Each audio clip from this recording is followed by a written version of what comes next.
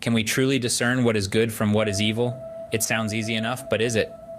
Welcome to a journey into the depths of a spiritual principle, where we unravel the threads of good and evil. Good propels us forward on the path of spiritual progress, towards greater freedom, intelligence, light, and love.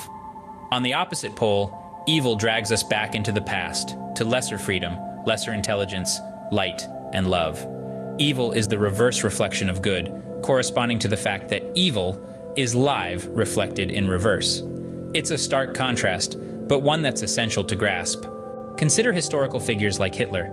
He's widely recognized as evil because his actions sought to reverse us into an era of tyrannical kingdoms, where individual rights were secondary to those of the ruler. Contrast this with Churchill and Franklin D. Roosevelt, who championed for greater individual freedom and collective good. Their actions were seen as good because they aimed to progress society, not regress it. Yet discerning what is truly good or evil can be incredibly subtle. Sometimes entire populations can be deceived. Why does this happen? It's simple. People often seek to categorize good and evil into strict black and white guidelines.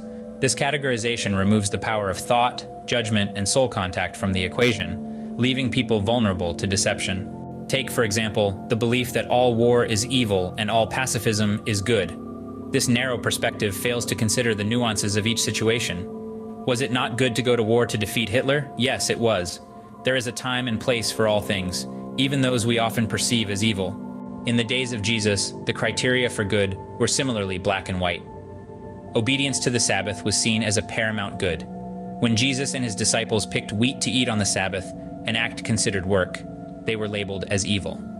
Yet today, we can see the error in this judgment. It is always easier to discern good from evil in hindsight. So how do we navigate this complex landscape of good and evil? The answer lies in understanding the principle behind them. We must avoid boxing good and evil into rigid categories and instead judge each situation on its own merits.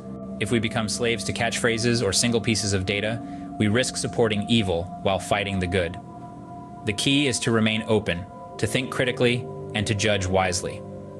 Following these principles will help us navigate the subtle and complex world of good and evil. In conclusion, good and evil are not black and white concepts. They are complex, nuanced, and deeply tied to our spiritual progress. By avoiding rigid categorization and employing critical thinking, we can better discern between the two and continue our journey towards greater freedom, intelligence, light, and love.